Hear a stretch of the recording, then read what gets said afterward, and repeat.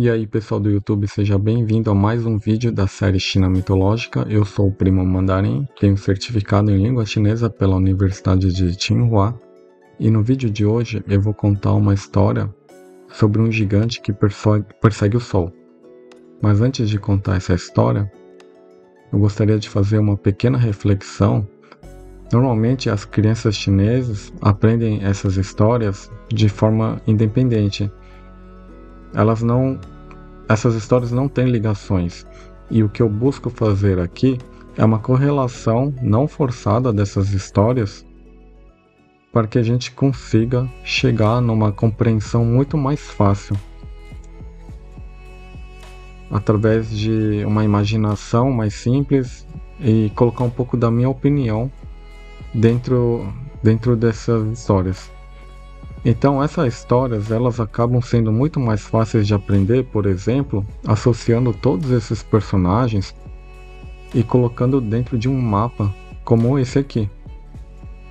E esse mapa você pode acessar no site www.primomandarim.com e o título de hoje é O Gigante Quafu Persegue o Sol, ou em chinês, Quafu Trader.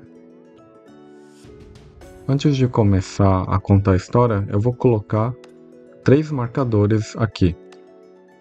Eu já posicionei até eles aqui, para falar a verdade. E eu peguei elas da minha biblioteca de imagens, que eu tenho elas disponíveis, e eu acabei arrastando os que eu precisava para dentro. Então esse primeiro marcador, nosso gigante Quafu, ou a gente pronuncia como Quafu, é um gigante que tem algumas características, como por exemplo, carregar um cajado grande de madeira. E ele usava dentes de tigre como acessórios para usar em volta do pescoço, e uma das características principais é que ele enrolava cobras nos seus braços, que trazia símbolo de poder. O segundo marcador é esse aqui, é a montanha de Quafu. Vocês vão saber no final para que serve esse marcador. E o terceiro marcador é um pessegueiro, que também é um resultado, é uma consequência dessa história que eu vou contar. Bom, a gente sabe que nos tempos antigos, eu mencionei no vídeo anterior sobre a árvore de Fusang, que abrigavam 10 corvos dourados, com 3 pernas. E nesses tempos antigos, quando haviam esses 10 sóis, surgiram simultaneamente, e os corvos dourados se rebelavam incessantemente. O ciclo de um sol por dia tornava-se instável, e nesse período a terra ardia constantemente, os rios secavam e a vegetação murchava, reduzindo quase tudo em cinzas. Esse personagem aqui, o Quafu, ele era um gigante muito alto, e ele era o líder dessa tribo que ficava mais ou menos no deserto do norte, mais ou menos nessa região aqui onde está o astronauta. Eu não consigo falar exatamente onde está a localização, até tentei procurar, mas eu não consegui encontrar ela dentro da obra. Mas continuando, o Quafu, ele era um cara de milhares de metros de altura, e ele adornava suas orelhas com cobras, como se fossem brincos, e além disso usava serpentes vivas em volta dos seus braços, que trazia símbolo de força e poder. Ao perceber que o sol castigava o seu povo, que estava com fome e sede, e os animais também estavam sofrendo com isso, Quafu fez um juramento. Ele dizia a si mesmo que iria perseguir o sol e o forçaria a obedecer às ordens da sua tribo. Então, carregando o seu cajado de madeira, Quafu partiu em direção ao oeste, seguindo o sol. Vou até arrastar o personagem, tá? Nessa região aqui,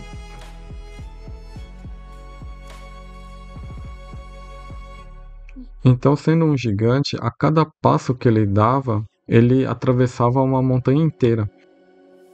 A cada corrida que ele fazia, ele pisoteava uma vasta planície inteira. Então ele era muito veloz.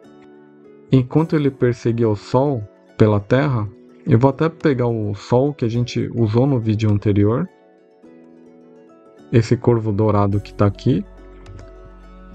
Mas lembrando que nessa história do Quafu não era mencionado o corvo dourado, ele usava o Sol como referência.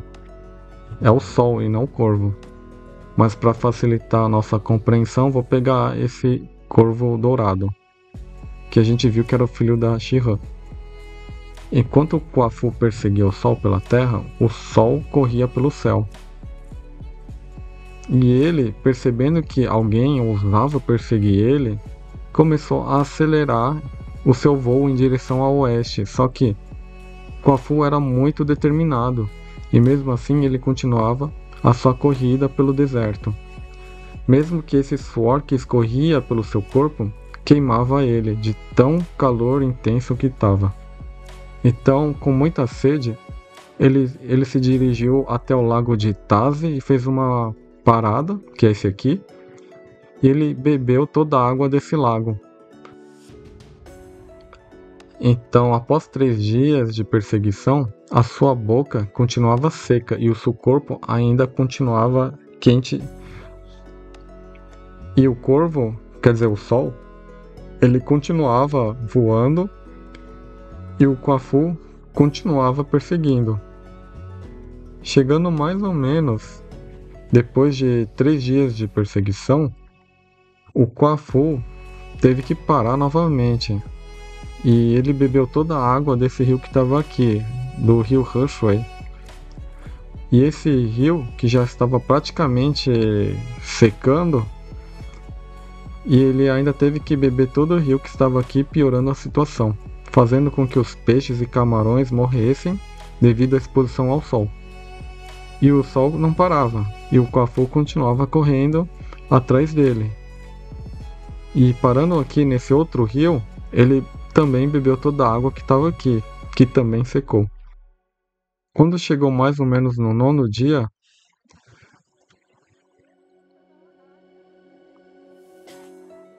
o calor continuava intenso e o fogo em seu corpo ainda era difícil de apagar.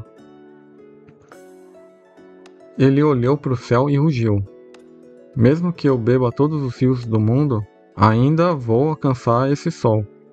E de fato ele conseguiu chegar no extremo oeste, onde o sol se põe, nessa região de Yuan ou Yiku. Então ele acreditava que ao alcançar o sol, os deuses o recompensariam de alguma forma. E quando ele chegou aqui na região de Yigu, que é o local onde o sol se põe, ele estendeu a mão para agarrar ele. Mas seu corpo não resistiu e ele já estava prestes a sucumbir, devido a todo esse esgotamento com essa corrida, caindo então no chão. Enquanto ele caía no chão, ele conseguiu, nesse meio tempo, arremessar o seu cajado de madeira para o mais longe possível. E esse bastão caiu perto aqui da montanha de Quafu, que é aqui. O cajado caiu nessa região aqui, a mais ou menos alguns quilômetros de distância da montanha de Quafu, e onde o bastão caiu, uma floresta de pessegueiros brotou instantaneamente. E isso foi capaz de saciar a sede dos futuros viajantes que estivessem passando nesta região. E o sangue de Quafu, ao longo do tempo, foi irrigando a terra e foi percorrendo até chegar próximo onde estava o cajado. E aqui nasceu então a montanha imponente de Quafu. E quando os deuses testemunharam esse sacrifício de Quafu, que não desistiu até a morte, eles se sentiram inspirados por essa determinação. E o que eles resolveram fazer? Eles momentaneamente conteram as chamas que estavam devastando o mundo e restauraram a ordem de um sol por ciclo. Ou seja, ao invés de vários sóis percorrerem essa região num período, eles decidiram que o ciclo seria apenas um sol voando. E dessa forma, conseguiu restabelecer a vitalidade do mundo. Eu vou retornar o Quafu para essa região que ele estava. Vou posicionar o Quafu aqui. O Sol eu vou retornar aqui na posição perto da sua mãe, Shihan. E eu vou colocar a floresta de pessegueiros e a montanha de Quafu aqui nessa região que eu mencionei. E depois eu dou uma ajeitada aqui no tamanho deles. E o Quafu vai ficar mais ou menos aqui, posicionado nessa região. Depois eu vou contar a história do arqueiro Rui. Eu vou deixar o meu astronauta aqui como marcador. A conclusão da história, ela não traz um pensamento muito profundo, mas ela diz que a determinação consegue trazer alguns resultados, pois os deuses estão observando esses fatos. E na mitologia chinesa é muito comum ver que os deuses estão sempre observando o que acontece aqui na Terra. E eles mesmos se inspiram e até se emocionam, chegando a chorar e enviando sinais de chuva, terremoto, trovão, quando presenciam atos de sacrifício ou invenção por parte dos humanos. A gente vê várias histórias como essas, por exemplo, Sanjie Zhaozi, que é um personagem que inventou os caracteres chineses, os primeiros.